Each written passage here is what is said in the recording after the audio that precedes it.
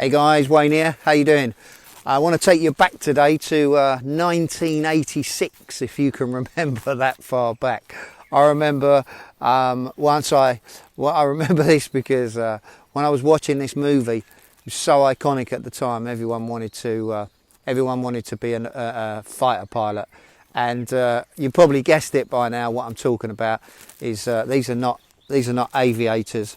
But every guy on the planet, I think, went out and bought aviator glasses because it was so iconic in the movie. A movie I'm talking about is, of course, Top Gun. And I can't believe it's 30 years since that film came about. And the reason I'm talking to you about it today is because I went and saw the sequel yesterday. Phenomenal film, and I'll tell you about it in a sec. But I just want to go back to the 86 version and what that did for people and how it was so exciting, because no one had ever seen anything like that before. You know, I think it was the American government. Actually, it was so popular, that show or that film, was what they did is they started to put kiosks in the cinemas for recruiting people into the forces, into the Royal Air Force. Because I can remember wanting to do that. You know, yeah, let's go. I want to be a fighter pilot now. I've watched the movie. You know, everyone thought they were Top Gun. Everyone thought they was Gun Maverick. If you don't know the call signs, they're the characters. Some of the key lines from the show, you know, things like, we're going to hit the brakes, they fly right by. You know, I'm looking. There's so many great lines in that show that you can just makes you smile. It's just amazing. And when I watched it yesterday, there was so many memories that came back from the original one. And one of my favourite parts is Meg Ryan's in the show, and there's she's in it, and she's married to his partner, his guy called Goose. And I don't want to spoil the film because you might not have seen it. If you haven't seen it, I'll be shocked because it's probably one of the most iconic films out there. But there's one particular part in it, and Tom Cruise and his mate goes over. Sorry, not Tom Cruise. So Tom Cruise plays Maverick, and Goose is his partner, and they're in this bar. And obviously, you've heard the one about you've lost that loving feeling when he's trying to serenade this girl. So that's really one of the best parts. But my favourite part is when they start singing "You Shake My Nerves and You Rattle My Brains," and they're at the two Great Balls of Fire, and they're at the piano, and they're doing this thing at the piano, and they're all singing, and he turns around, and his wife comes over, and it was one of these iconic moments, because think about it, we're talking about 86, and she turns around and she says, "Hey Goose, you big stud, take me to bed and lose me forever," and he goes, "Oh, show me the way home, honey." And I just thought to myself, you know, when you think about things today, would you get away with the things that they got away with back then? Because, you know, in today we got so much, so much more restrictions. But going on to that film, it was just a phenomenal movie. It was something so special when I was 17 or 18, I think, something like that. Oh look, I'm giving it all away now. But it was a powerful time. And I just want to share it with you because, like I say, yesterday I went and watched the sequel, and I'm not going to give you any spoiler alerts, but if you get a chance to see it, it is really is a phenomenal second movie. Why it took so long for them to come out with, I guess they had to wait until dear old Tom became older in his age, I guess. Well, that's obvious, isn't it, older?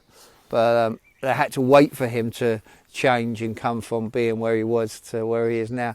And you can see I've got a massive smile on my face because I keep thinking about it. I just keep thinking about how good it was and why I enjoyed it so much. And I think it just brings back so many good memories. And the reason I want to say that to you is because if you can hold on to something like that, you know, something that gives you a buzz, something that you really enjoy. I mean, it could be, I don't know, Dirty Dancing. That's another great movie. You know, some people absolutely love it. Other people can't stand it. I just remember lines from films like you wouldn't believe, you know, like she says, "I carried a watermelon" in that movie. I mean, that's, again, Why does she use that line? I have no idea, but I just remember it. It's instinctive, it stays in my mind. You know, same as in that Top Gun.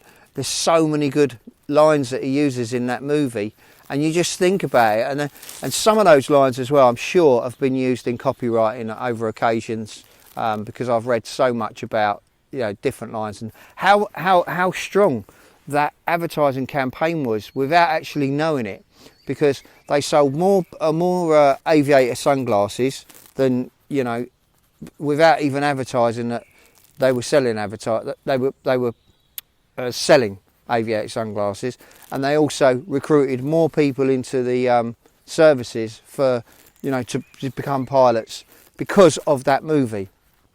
And that's what's so powerful, is that in my industry, being in copywriting and sales and marketing, I listen and look for different aspects of films, movies, books, stuff, things that you can use to really entice and encourage people and tease them along the copy. And some of the stuff in there is brilliant, because you can really take some of their little lines and just use it, and I love that. So for me, that movie, I could go on and go on about that movie because it was such a good first movie. But we're going to talk about the second one. The second one is really good. It's on a different level in the respect of the cinematography in there, and I mean, yeah, the flights and the tricks and stuff on the aircraft. I mean, it's just absolutely a mind-blowing film, and that, you know, if you get a chance, just go and watch it, because it is incredible. I'm not here to promote it, I'm just here to tell you my thoughts. But imagine if I just said to you this. I went to see that Top Gun movie the other day, that Top Gun Maverick. Good film, you should go and see it. Do you notice the difference there?